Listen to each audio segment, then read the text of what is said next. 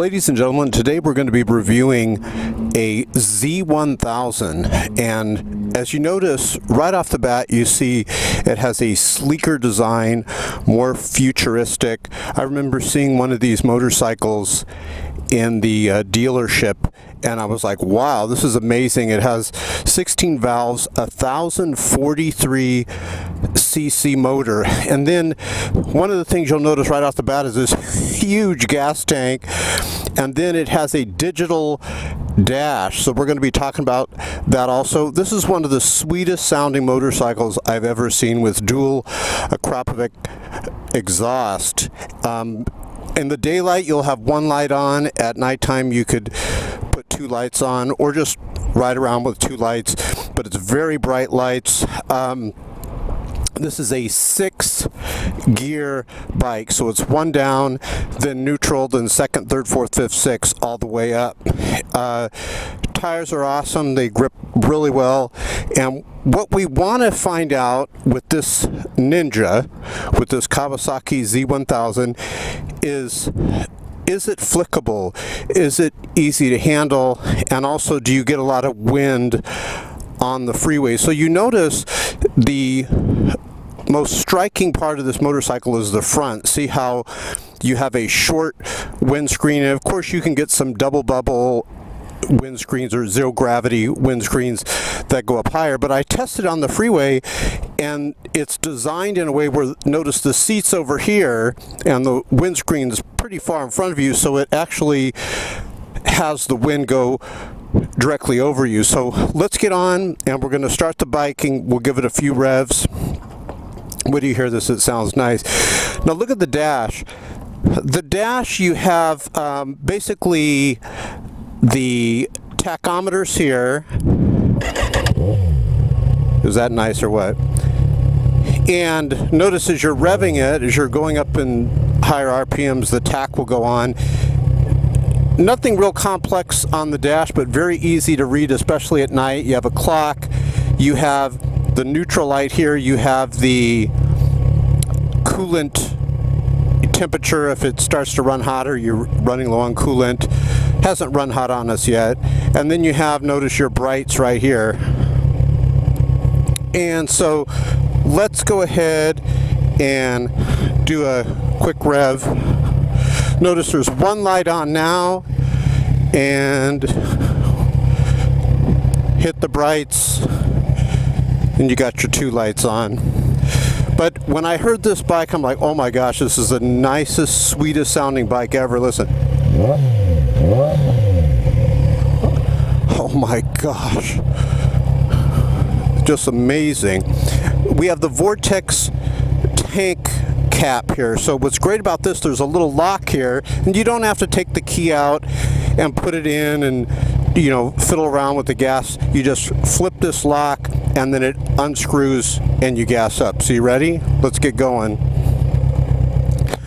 Now, one of the things I will tell you is the bike is very tall. I'm almost 6 feet tall. I can have my feet planted flat on the ground, but I think if someone was a shorter rider, they may have some issues. You have the throttle here, the clutch lever here, the turn signals, and the kill switch, the horn, the starter, and so let's go. Now, compared to bikes like, let's say, the R6 or something like that, or some very light bikes, this tends to be a heavier bike, but it doesn't feel like that. It just feels really so light. So what we're going to do, we're going to take you to a little bit of the twisties, but first let's see if this bike gets very windy on the freeways. Go ahead, brother.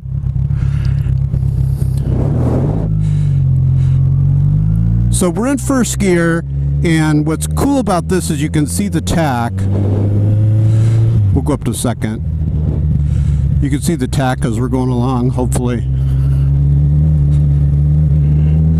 This is a very easy bike to do wheelies with. It's, you know, geared for the low and mid-range, although it doesn't scream like a stuck pig on the freeway. You know, it's very, very smooth on the freeway. So watch how we take this corner. Very flickable. We'll stay in this lane, give it some throttle. Just very easy to handle. It would not be a good first time bike because of the torque, and the first time I got on it, I basically almost did an accidental wheelie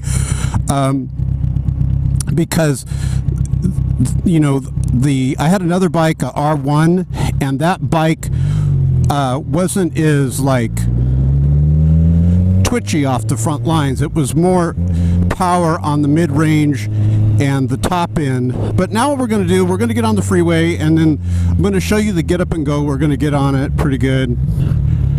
Shifting, you'll notice that it's really short shift. Like, it just seems like first and neutral, and they're all real close together, which, you know, I like that. So we're in second, and here's the freeway up here. Third.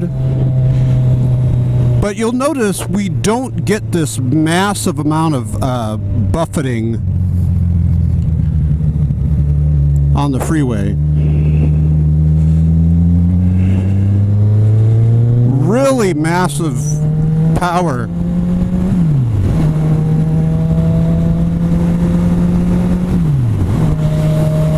Just effortless.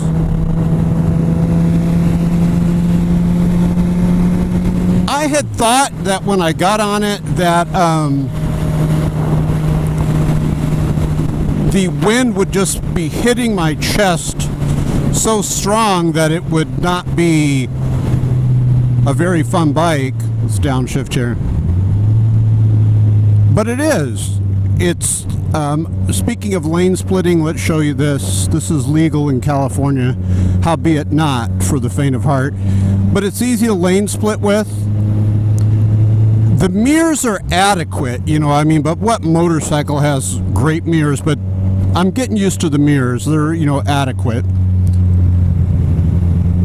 So we're going to get off here in the twisties, but you've been able to see acceleration. You've been able to see lane splitting. Very, very flickable. Let's flip the brights on so they can see us here. So we're going to get off here. So let's downshift. Can't get over how nice that exhaust sounds. A Kropovic.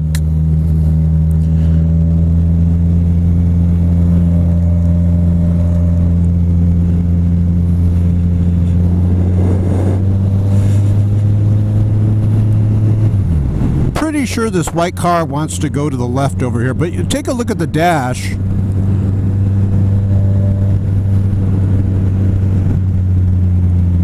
Yeah, looks like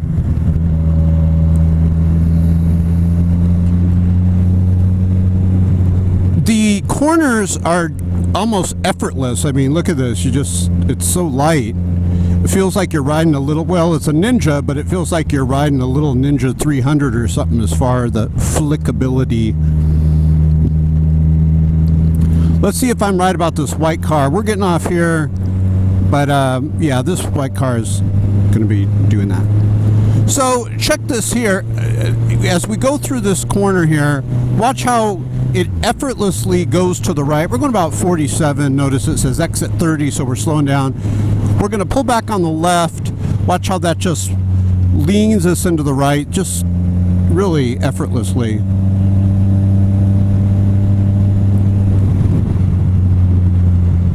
We didn't really get to see the top end, you know, on the freeway.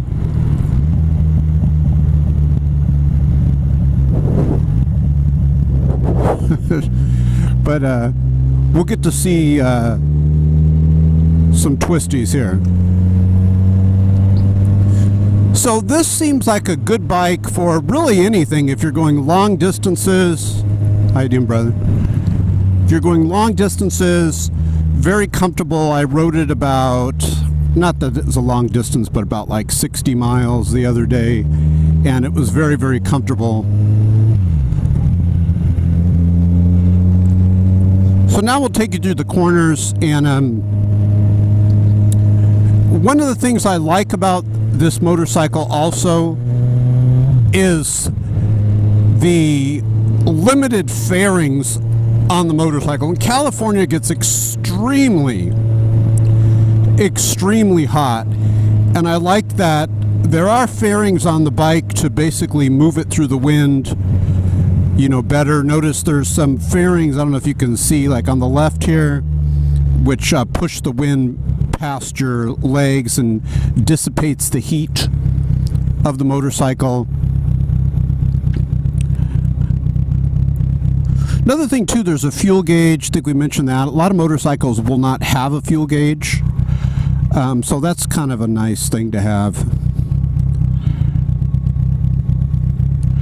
So if you look way up there, is a speed limit 50, so we'll be able to hit this at good speeds. And where this bike really, I believe, comes into its own is on these twisties. I'm slightly leaning forward, although I could sit up straight.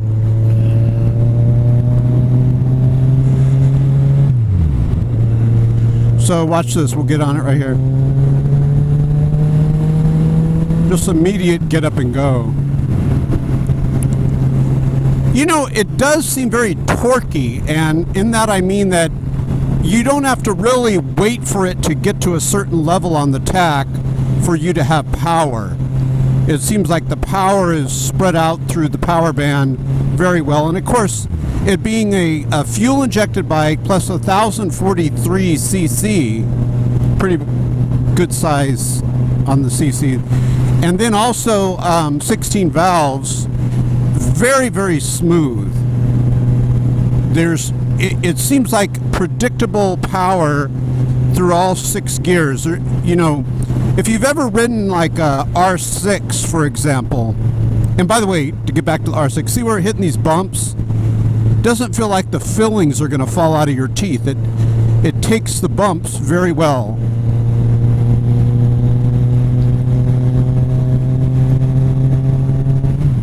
So now we're getting on it, and notice I can go all the way up to 6. We're in 6 now, downshift to 5th.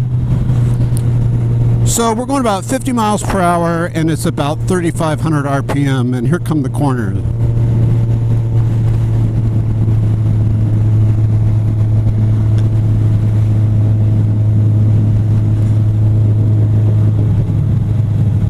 That's the sign we'd like to see. Going down a very steep hill, so we'll just upshift all the way to 6th.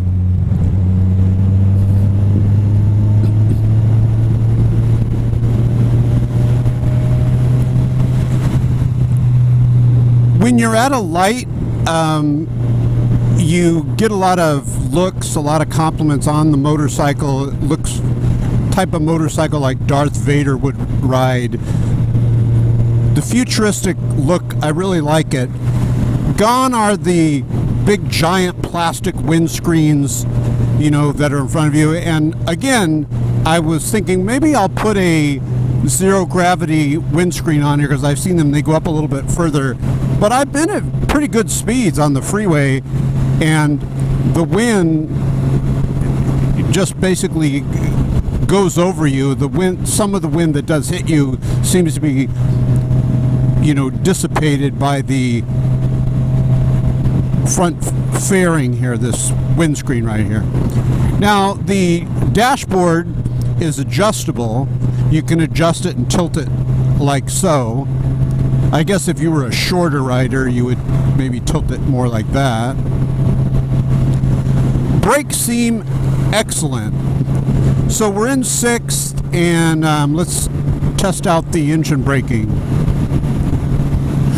So you know, we're talking about engine braking. You can get your ECU, you can program your motorcycle to not have engine braking, which means you just coast when you're coming to a stop. I like engine braking because it's just a little added control of the motorcycle. Notice we're in 5th, 4th. There is engine braking. 3rd.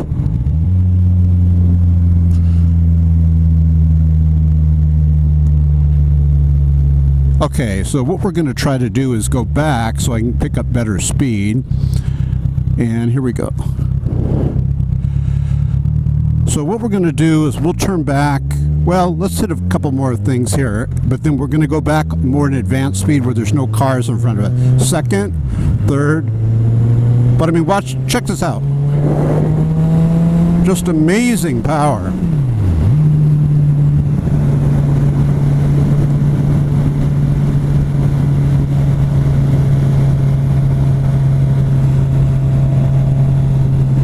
You almost can lean it a lot more. Some bikes you really have to use that counter steering. This one you counter steer, but not as much. You could actually, you know, lean around the corners. So I want to test a sharp corner that's coming up here, and then we're going to turn around and take it at a more advanced pace. But again, you're reviewing the 2010 Z1000. Prior to 2010, they had like a different body style, different motor. In fact, I found out that the motor is designed for this motorcycle. They're not using the motor from any other motorcycle. 16 valve, 1043. Actually, you know what? Let's do this here. I want to try to turn around, but I just can't. Oh well.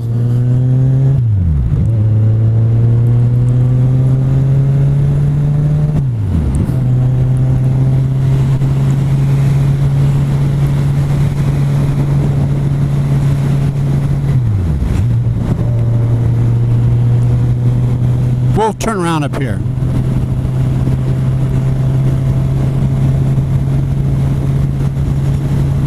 Okay, so we got a 35-mile-per-hour corner. Just really easy.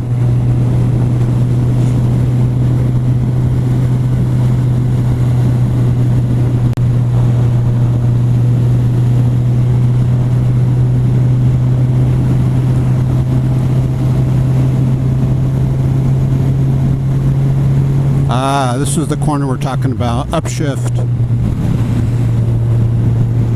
This corner right here coming up really brings out the heart of every motorcycle I've taken here, so I like to test this corner coming up here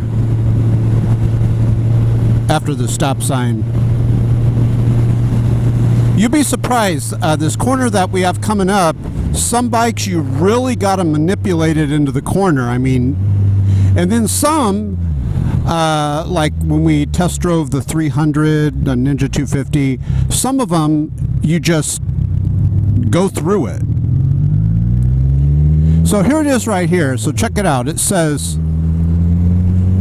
30 miles per hour. This is the corner that's, I'm not too familiar with this bike as far as in the twisty, so this will be interesting.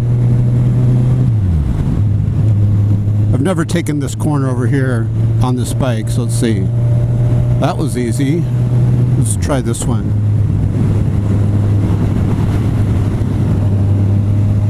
Lots of bumps right here. Yeah, I think if this road wasn't all cruddy like it is, it'd be pretty good. But right here we got, on this little black patch here, we got a lot of bumps. Okay, so now let's see if we can turn around anywhere here where there's no gravel.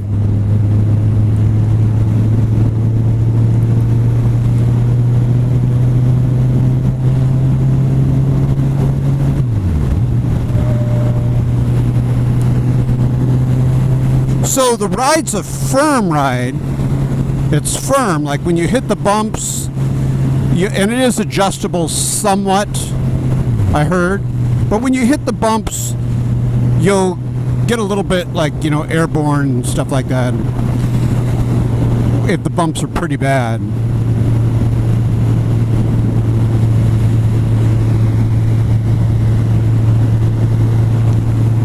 But it stays planted.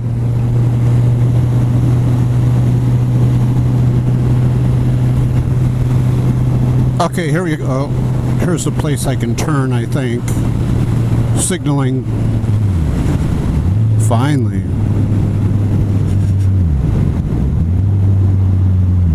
Alright, this is where we want to turn back.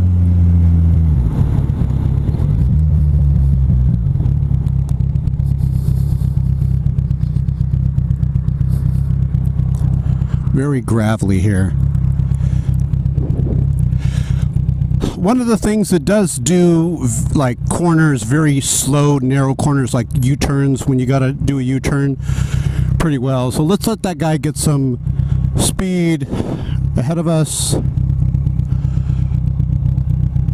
Darn it. Well, this guy's flying, so this will be good. Here we go.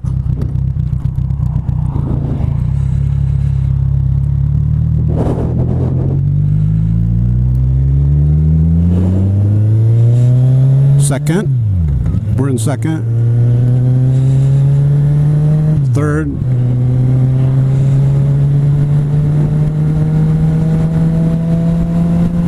Fourth.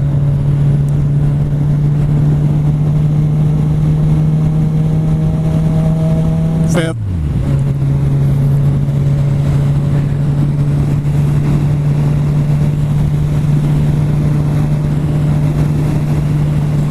Another thing too is the seat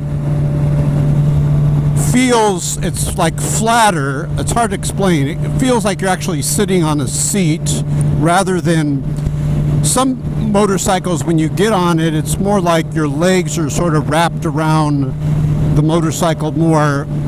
But this is very, very comfortable. Doesn't seem like you'd get a sore rear end on this seat.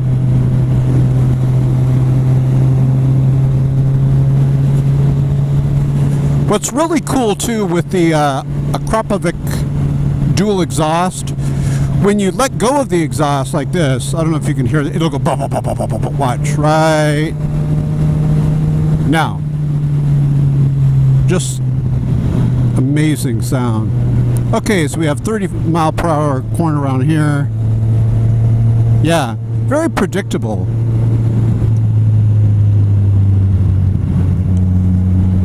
Yeah, almost just leanable. Now, these bikes are hard to find used. So what had happened is Kawasaki came out with these bikes and there wasn't really a market for them, but the bike was ugly. It didn't have like a futuristic design. And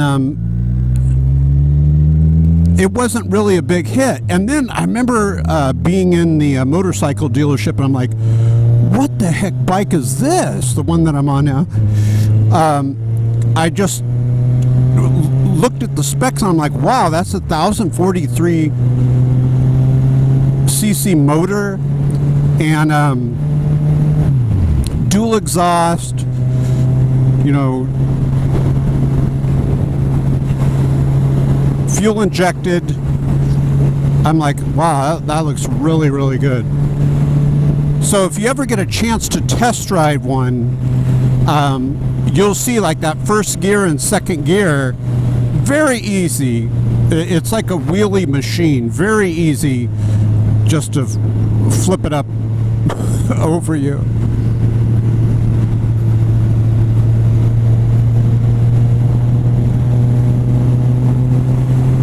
And you know, I've ridden other motorcycles like with this power and less power than this, and I don't know, they just don't seem to have that fun factor. This one is really fun to ride, and you're not expecting it when you get on it. If you type in Z1000 review, you can see more reviews on this. Kawasaki Z1000 review, and they have this one video where everyone is riding it, like female riders, older riders, young riders, and everyone's like, wow, that's a blast. There's another one you can see where this guy, he's a British guy, I believe, and he gets, and we're gonna pick up the pace over here, guys. Once I get to that mountain range, we'll get on it. But he's a British guy and he doesn't like the bike, you know, because he's test driving Ducatis and all these other bikes. And then he makes some modifications to the suspension. He thought the suspension was like too soft. I don't think so. In my opinion, it's perfect to maybe on the firm side. Now, who knows? Maybe the guy I got this from, does racing. So maybe he tweaked the suspension. All right, here comes the, we're going to go up those hills, and I promise you we'll show you some acceleration here. Downshifting. Braking's really good. When you go to brake, it feels very planted. It doesn't feel like the brakes are given away where they don't have that power.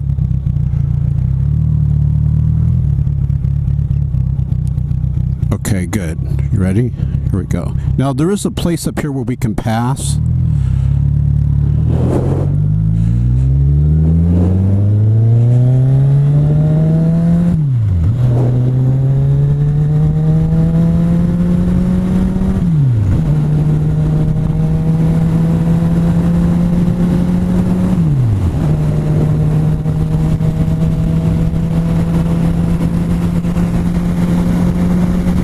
We're in fourth, fifth.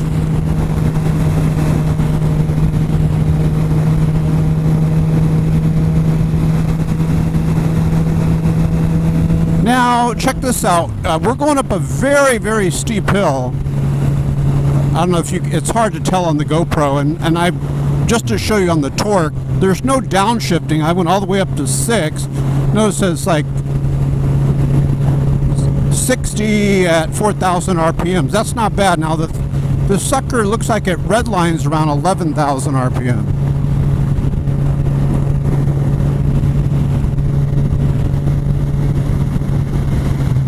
What the heck happened here?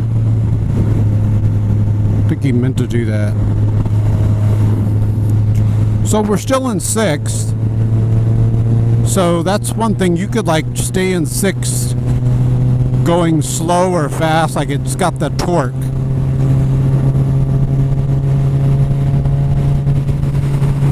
Just a blast ride.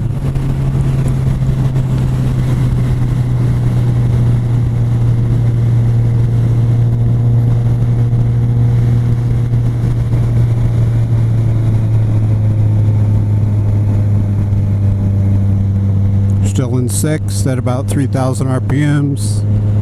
Just testing something to see if we can go slow.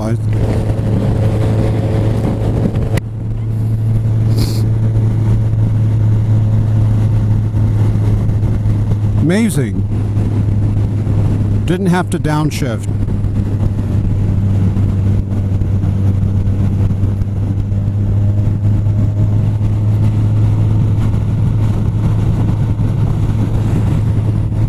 What kind of struck me too is there's no temperature gauge. There is a coolant light that I guess comes on if it's starting to overheat, but there's no temperature gauge.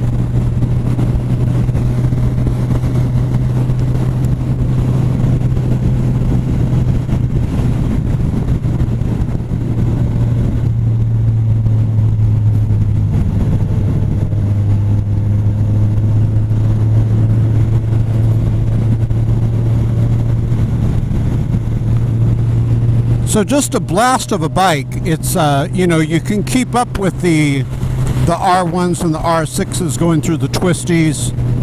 I think in the hands of a very skilled rider, they could even give them a run for their money and, you know, pass them up.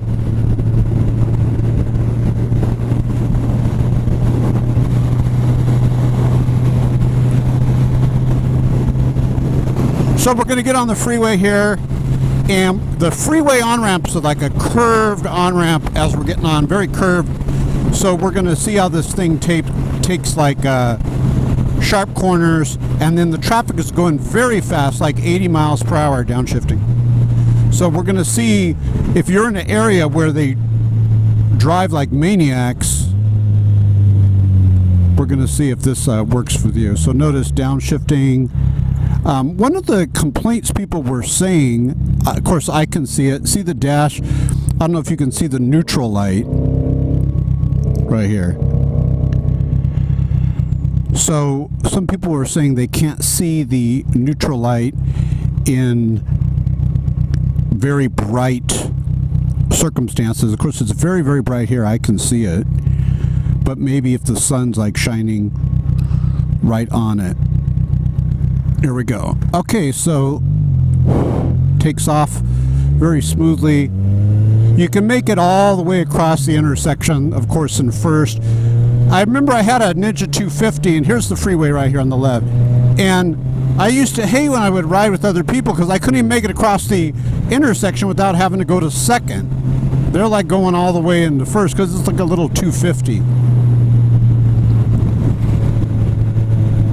All right, so we're in fourth.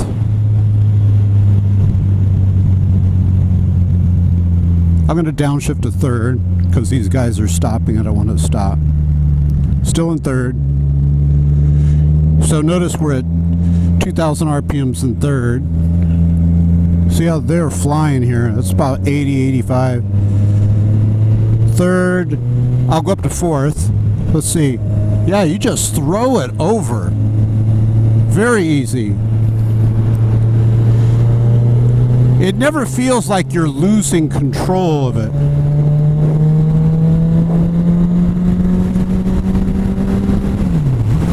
Fifth. And that's it. I hope you guys enjoyed the review. This is a 2010 2010 Z1000. The reason why I said I almost said SV1000 is because look right below this video. I'll put a list of videos that I reviewed of motorcycles that I've reviewed before. And one of them was the SV1000. So pretty comfortable. You don't get a lot of wind, like on my chest, my helmet, I'm getting some wind, but a lot of that I think is because I'm behind this truck and it's buffeting. God bless you guys. Have a great week.